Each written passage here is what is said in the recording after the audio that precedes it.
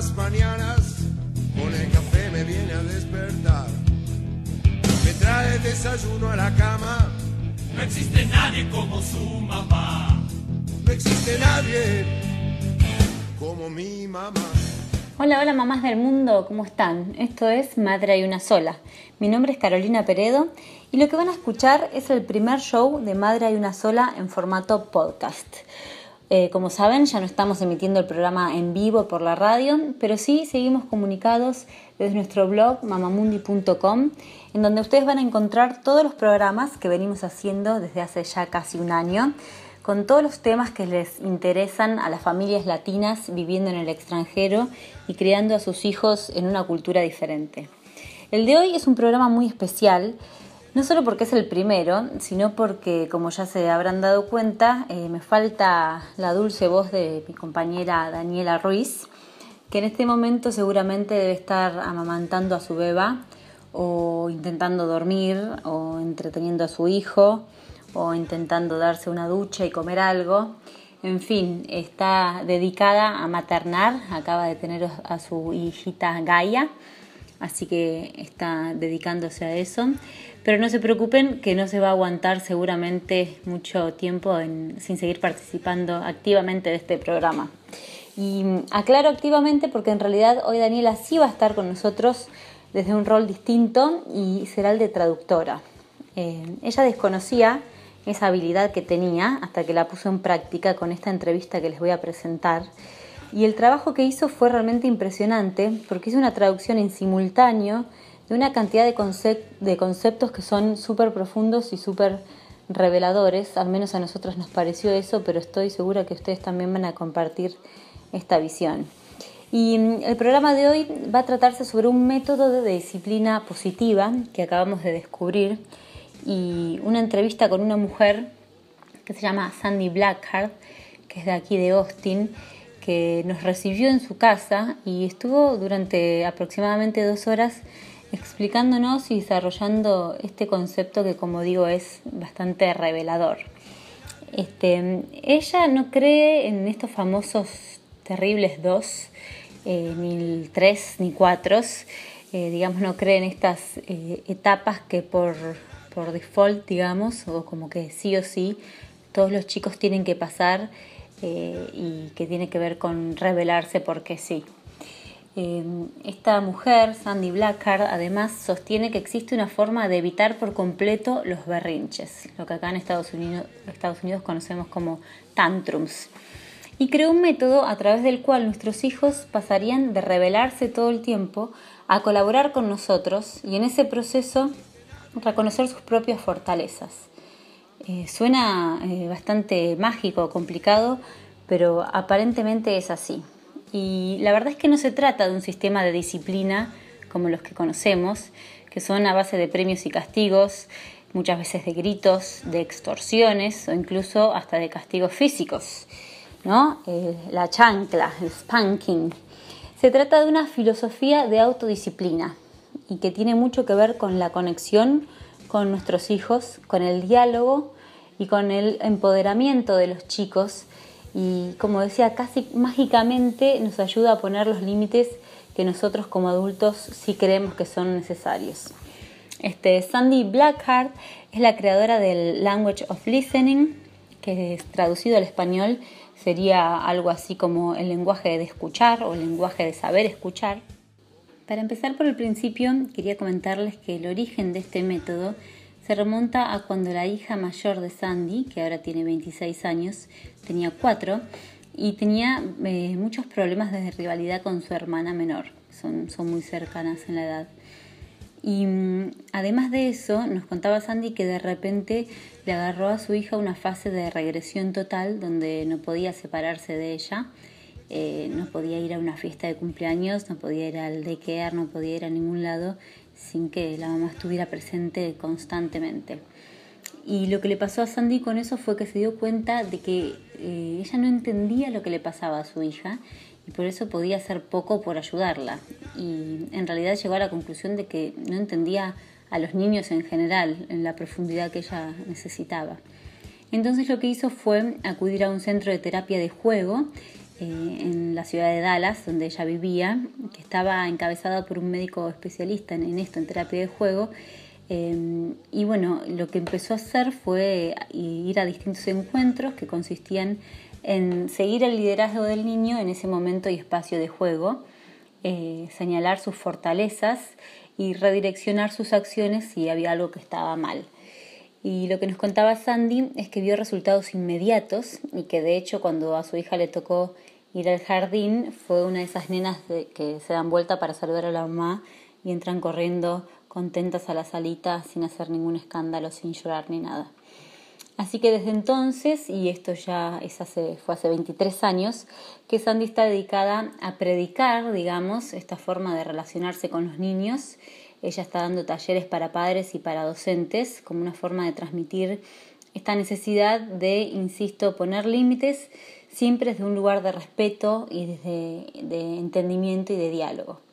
Entonces lo que ella hizo fue simplificar este método en 3 pasos, lo llamó el Language of Listening. Y bueno, lo que van a escuchar ahora todos ustedes en la voz de Daniela es la traducción literal del desarrollo paso por paso que la propia Sandy hizo en inglés sobre este método.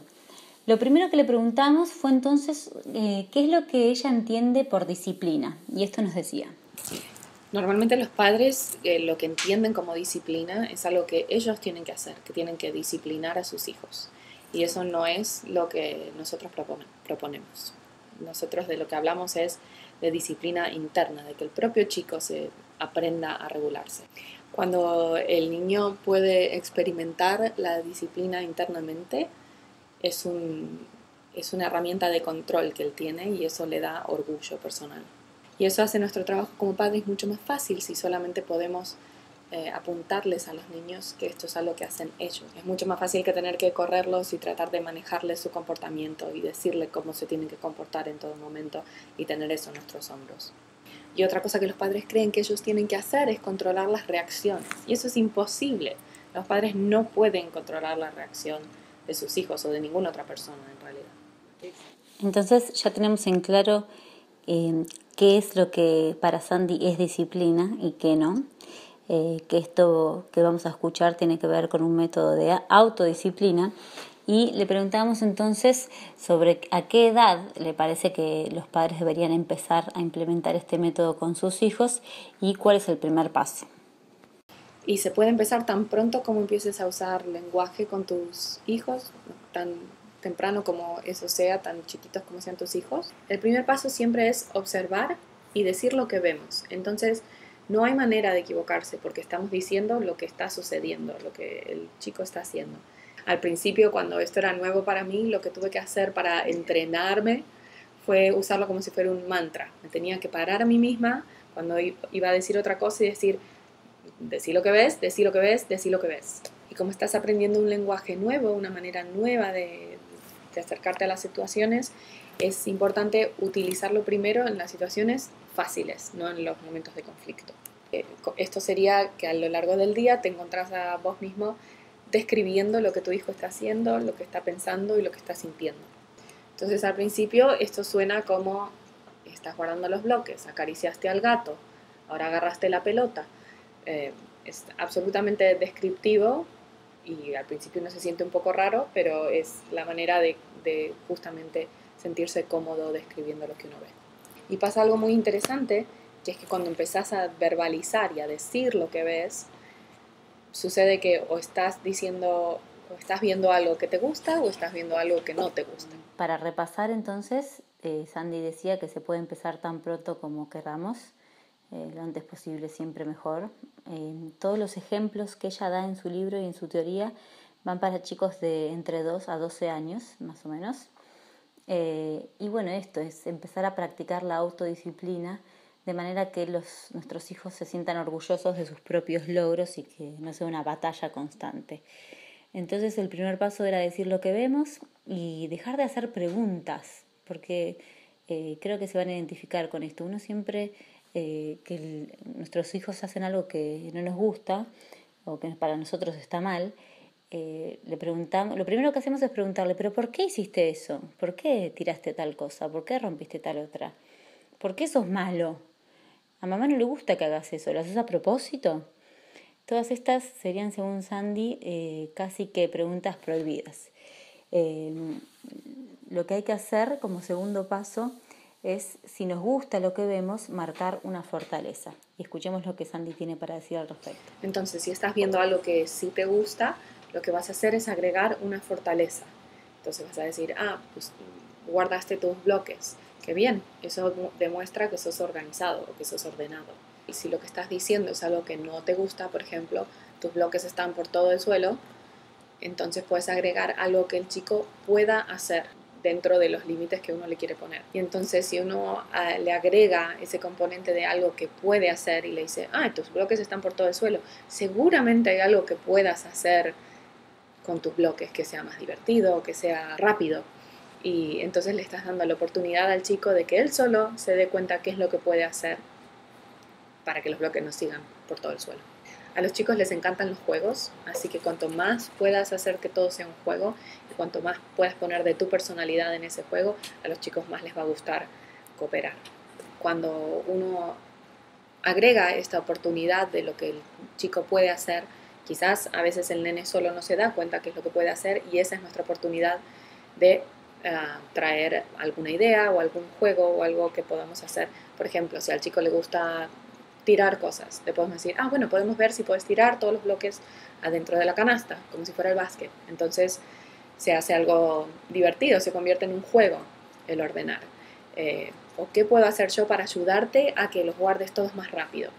Y entonces de esa manera estamos trayendo conexión a la relación, estamos trayendo juego, estamos trayendo un momento de conexión entre el padre y el hijo y de diversión para el hijo, y entonces no se siente como que lo estamos disciplinando, simplemente le estamos dando la oportunidad de que él solo encuentre una manera de hacerlo y de continuar con el día. Hasta acá todo bastante claro, pero quisimos hacer un poco de abogados del diablo y le dijimos, bueno, Sandy, pero ¿qué pasa si mi hijo todavía sigue sin querer cooperar y sin querer juntar los juguetes? ¿Qué se hace en esos casos? Tenemos que volver al primer paso, que era decir lo que vemos. Entonces decimos, no querés guardar los juguetes. Y a ver, ¿por qué no quieren guardar los juguetes, no? Entonces, veo que no querés guardar los juguetes. Es otra oportunidad que tenemos de reconectar con el chico, de decir lo que vemos otra vez, de si no los quieren guardar. Y generalmente en ese momento el chico te va a decir una razón, te va a decir, no terminé todavía, por ejemplo. Incluso en este momento no es necesario hacer una pregunta, simplemente decimos lo que vemos. Veo que no querés guardar los bloques. Y el chico solito te va a dar su motivo, sin que le preguntes. Y esto nos da la oportunidad de traer de vuelta sus fortalezas. Si el chico te dice, por ejemplo, no, es que todavía no terminé, nos da la oportunidad a nosotros de mostrarles esas fortalezas. ¡Qué bien! O sea, si no terminaste es porque estás enfocado en lo que estás haciendo, porque te gusta terminar las cosas. Podemos encontrar un montón de fortalezas que le podemos nombrar en ese momento y reconocer por qué el chico no quiere guardar los juguetes todavía. Entonces, hay veces que sí necesitamos que terminen lo que están haciendo en ese momento porque, por ejemplo, está la cena lista. Y les damos a ellos el poder de resolver esa situación. Es decir, bueno, debe haber algo que puedas hacer porque hay que guardar los juguetes porque ya es la hora de la cena. Y entonces es toda una manera nueva de ver el problema y de resolver la situación. Por ejemplo, bueno, voy a guardar estos 2 bloques ahora, o estos los quiero guardar después de cenar. O quizás uno puede encontrar una manera de ayudarlos a que completen lo que necesitan hacer, pero el chico se siente respetado y se siente comprendido y escuchado, entonces coopera desde otro lugar, porque uno empezó la comunicación desde otro lugar. Entonces abre una cantidad de posibilidades que antes no existían. Sandy hacía mucho hincapié en esto de que cuando un chico se siente comprendido, coopera mucho más. Y que la realidad es que todos queremos sentirnos comprendidos. Este momento de empatía que generamos cuando decimos lo que vemos es difícil un poco para los padres porque uno necesita recordar cuál es su propio límite. Por ejemplo, como decíamos en la entrevista, que la cena está lista, entonces el chico tiene que terminar con lo que estaba haciendo o guardar los juguetes y ir a cenar. pero el discurso nuestro debería ser el de dar opciones, el de dar posibilidades. ¿Qué es lo que vos podés hacer para finalmente ir a cenar con nosotros? Depende de la edad del chico también, de que él mismo proponga sus soluciones o que nosotros demos opciones. Y en ese momento, decía Sandy, es cuando ocurre la magia, porque el chico finalmente coopera con sí mismo también, porque es parte de la solución, insisto. Y respecto de los límites, no es que uno como padre no siga poniendo los límites que necesita, pero lo hace desde un lugar distinto y que no es desde un lugar de adversario del chico, sino jugando en el mismo equipo, digamos. Incluso cuando finalmente el chico coopera, se le puede señalar eso como una fortaleza y decirle, ay, qué bien, estás haciendo algo para que todos podamos ir a cenar ahora y no se nos enfríe la cena. Se nota que sos responsable, por ejemplo. Entonces ese es el plus de todo este sistema, ¿no? Que durante el proceso de diálogo con el chico aprende sobre sus propias fortalezas y habilidades. Durante toda la entrevista con Dani le marcábamos a Sandy que nos parece bastante difícil, al menos al principio, empezar con esto de decir lo que vemos, que nos sentíamos como raras, tratando de decirle a nuestro hijo, estás llorando, se nota que estás enojado, parece como un poco acartonado. Y ella nos decía que es verdad, pero que sin embargo, si nos ponemos a pensar, todo el mundo lo hace cuando tiene un bebé chiquito, un bebé que no habla para nada. El bebé está llorando y uno dice en voz alta muchas veces, uy, está llorando, se nota que tenés hambre. Si tan solo pudiéramos seguir haciendo eso sería mucho más fácil, ¿no? Y finalmente llegamos a la parte que nos interesaba mucho a nosotras como madres de niños de 2 años y tiene que ver con esto de las rabietas, de los famosos tantrums. Escuchen lo que decía. Imagínate que tenés un nene de 4 años que está llorando y si vos vinieras y le dijeras como le dirías a un bebé, veo que está llorando, que debe haber algo que no te gustó. Sería completamente diferente que si uno viene y le dice, está llorando, bueno, ya pasó, no pasó nada, no llores, deja de llorar. Cuando un niño siente que no lo entendemos, su temperamento puede ir en escalada. Y así es como suceden las rabietas y las pataletas en el suelo y todo lo demás. Si en cambio nosotros podemos decir lo que vemos, lo que están haciendo, diciendo y sintiendo, y ellos se sienten comprendidos, nos ahorramos toda la escalada de emociones, nos podemos ahorrar las rabietas por completo.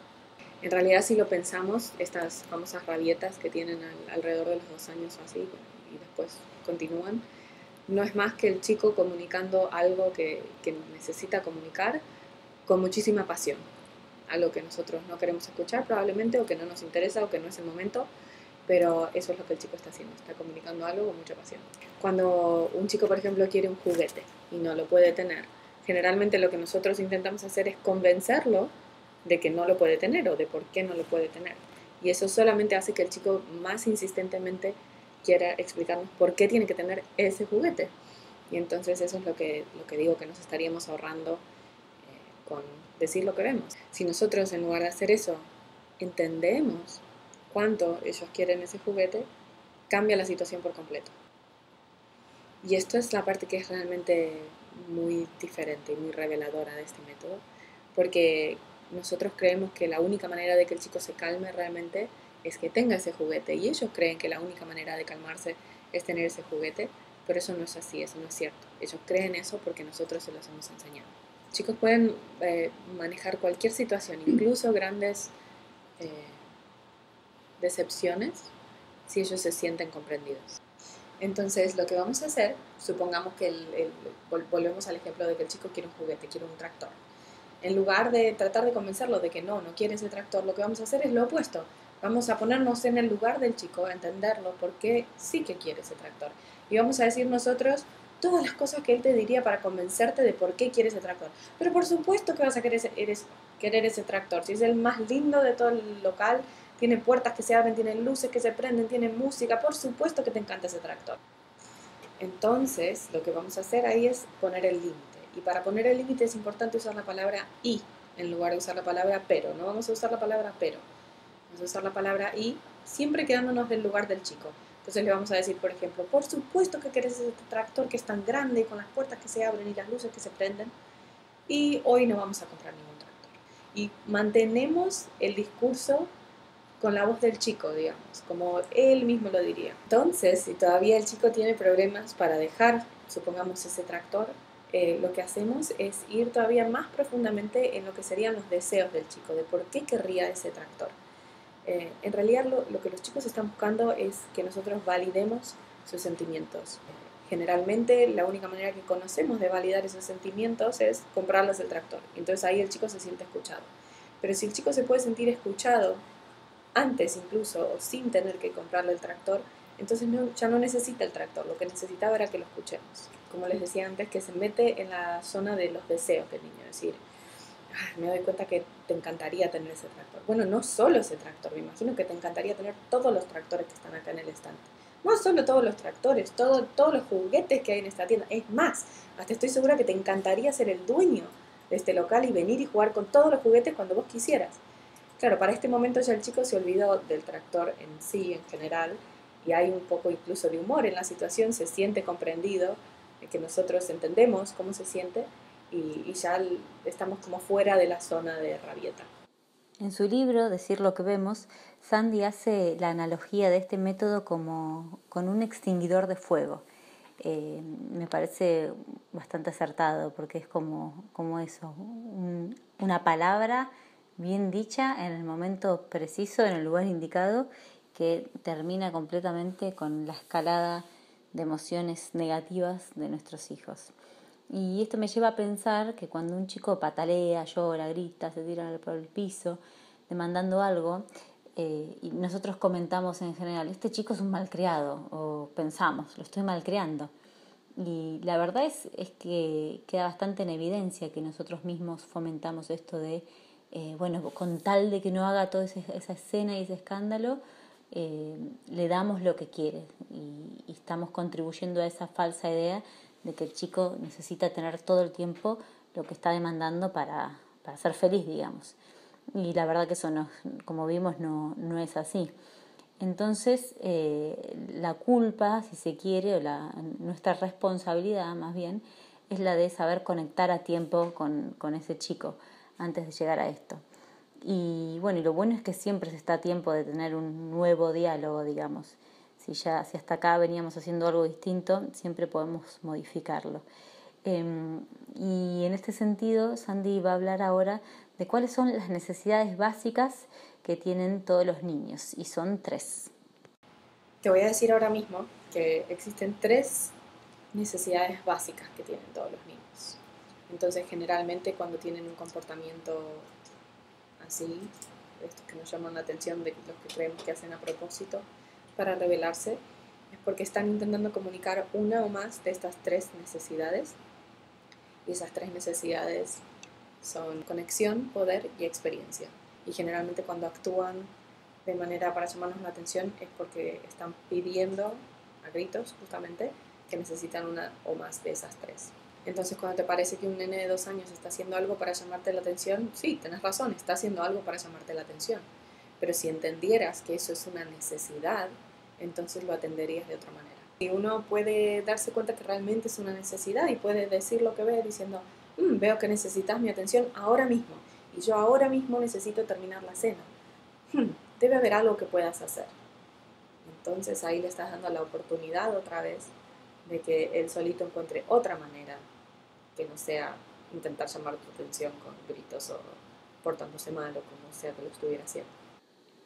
Así que ya sabemos, cuando tenemos esta necesidad urgente de responder a estos porqués que ya no vamos a hacer, porque sabemos que son prohibidos si estamos siguiendo este método, pero ¿por qué mi hijo hace esto? ¿Por qué se rebela? ¿Por qué me contradice? ¿Me quiere ver enojada? Las respuestas son experiencia, poder y conexión. Esas 3 necesidades básicas que todos los chicos tienen, y saber que no actúan, digamos, por maldad, sino en respuesta a estas necesidades que son genuinas y que lo mejor que podemos hacer es validarlas como tales. También nos hablaba Sandy de que cuando sabemos que va a haber un momento, por ejemplo, donde el chico necesita esta conexión, adelantarnos a esa demanda de atención, generar opciones ante esas demandas en lugar de ignorar esa necesidad, y vamos a estar en realidad ganando tiempo. Porque al principio también nos parecía que íbamos a estar horas en esto de decir lo que vemos y las fortalezas y las posibilidades, pero en realidad después se vuelve una práctica tan de la vida cotidiana y tan natural que en realidad se ahorra tiempo. El día en que entrevistamos a Sandy también tuvimos la oportunidad de charlar con Maite Niño, que es una mamá hispana. Ella es de España y está radicada en Austin hace bastante tiempo ya. Es fotógrafa y también es arquitecta y tiene 2 chicos varones que ahora tienen 10 y 12 años, que fueron al Austin Montessori School, y es ahí donde Maite descubrió al Language of Listening y a Sandy y toda esta teoría, y esto fue cuando sus chicos tenían 2 y 5 años. Ella nos comentaba que participó de muchos cursos de crianza, por ejemplo, para aprender cómo criar hermanos sin rivalidades o cómo hablarles a tus hijos para que escuchen, pero que le parecía que le faltaban herramientas para aplicar estos métodos, que no era ella misma intentándolo. Y esto le pasó hasta que descubrió esta teoría de decir lo que vemos. Ella recurrió al método principalmente preocupada por el nivel de rivalidad que tenían sus hijos y por la alta energía que había en su casa. Son 2 varones que se llevan muy, muy poquita edad y que se volvía la situación ya incontrolable, nos comentaba. Y le preguntamos a Maite cuánto tiempo tardó en ver resultados con sus hijos y cuánto le llevó a ella a aprender este nuevo lenguaje. Esto nos decía. Fue inmediato, sí. Es inmediato, sobre todo porque cambia tu manera de ver a tus hijos. Entonces, en vez de verles como que los dos están intentando crear un problema, ves las necesidades que tienen y entonces te ves tú cómo les puedes ayudar en vez de cómo puedes corregir su comportamiento. Uh-huh. ¿Te acordás de cuánto tiempo te tomó acostumbrarte a la idea y empezar a aprender y hacer uso del lenguaje este? La verdad es que no fue mucho. No fue mucho porque, aunque sea un idioma nuevo, pero no tienes que aprender palabras nuevas ni nuevos métodos. Simplemente tienes que abrir tus ojos. Abrir tus ojos, mirar a tu hijo, lo que está ocurriendo, y ahí están todas las soluciones. O sea, solo tienes que mirar. Y de ahí sale el lenguaje. Tienes que saber mirar, digamos. Tienes que saber mirar, tienes que abrir los ojos. Uh-huh. Simplemente abrirlos, mirar a tu hijo y observar y ver y decir lo que está ocurriendo, lo que tú piensas que él piensa, lo que piensas que siente. ¿Y desde ese momento lo seguiste implementando todo el tiempo y ahora ya se naturalizó en tu casa? Sí y no. Se hace, una vez que lo practicas, se hace la manera en la que reaccionas normalmente. Pero cuando te falta sueño, que a todos los padres nos falta, cuando falta tiempo, cuando estás estresado, te das cuenta que vuelves a lo que tenías aprendido de cuando tú estabas creciendo. Y oyes incluso a tus padres decir, te oyes a tus padres a través de tu boca. Pero lo curioso de este método es que enseguida te das cuenta de eso. Porque si has aprendido a decir lo que ves de ti mismo también, ya estoy usando los métodos antiguos. Uh-huh. Y entonces enseguida te corriges. Uh-huh. Pues uno de los grandes problemas era siempre peleaban en el coche. Cuando les traía de la escuela había pelea en el coche. Y claro, pues ahí están cansados, tienen hambre. Entonces, una de las cosas que decía Sandy es cómo darles lo que quieren en fantasía. Entonces en el coche tú no puedes parar o darles algo, pero sí puedes hablar con ellos. ¿Te gustaría estar ya en casa para tomarte la merienda? Y entonces puedes decir, ¿qué te gustaría tomar? ¿Te tomarías un helado entero y un plátano? ¿Y qué más querrías? Y entonces vas creciendo, el tiempo pasa, aprenden a ser pacientes en ese tiempo y no se dedican a chinchar el uno al otro. Uh-huh. Okay. Entonces eso fue uno muy positivo, porque en el coche siempre estás que no puedes hacer nada. Pues eso sí, les puedes dar todo lo que ellos quieren en fantasía. Ok, en vez de escuchar la radio, les hablas a tus hijos. Eso es, pero les dices No es un sacrificio muy grande. No.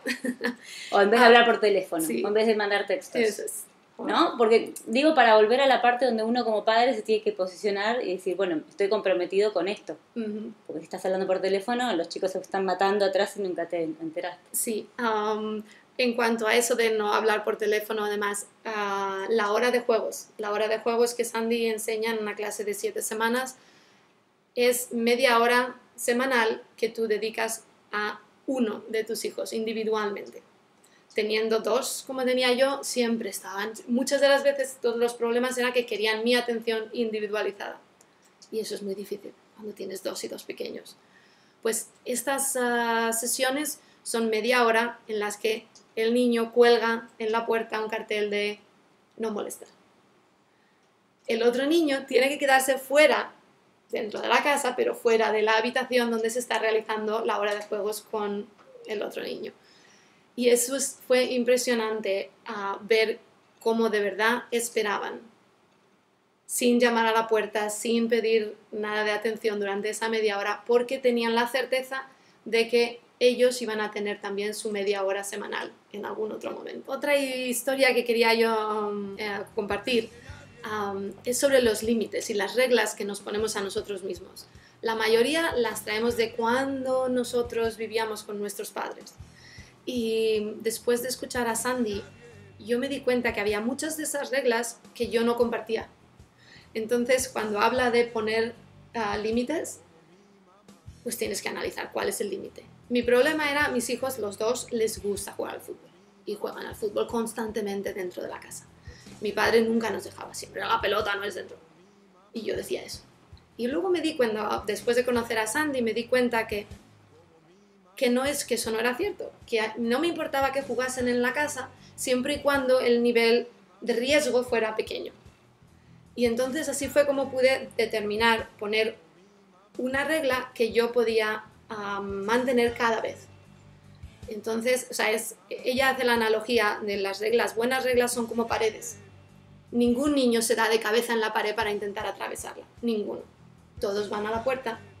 Y si hay una puerta, la van a intentar abrir. Seguro.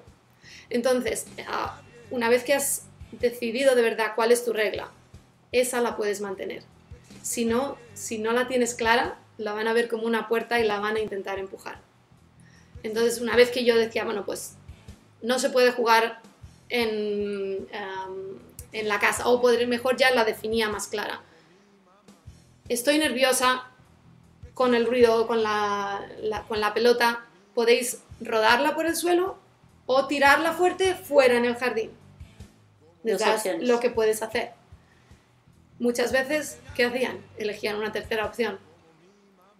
La tiraban suavecito, el uno al otro. Y yo, antes de conocer a Sandy, lo habría visto como un desafío. Ya está, no has elegido ni opción A ni opción B. Estás en contra mía. Te saco la pelota. Claro, pero no. Después de ver a Sandy, miras qué es lo que estáis haciendo.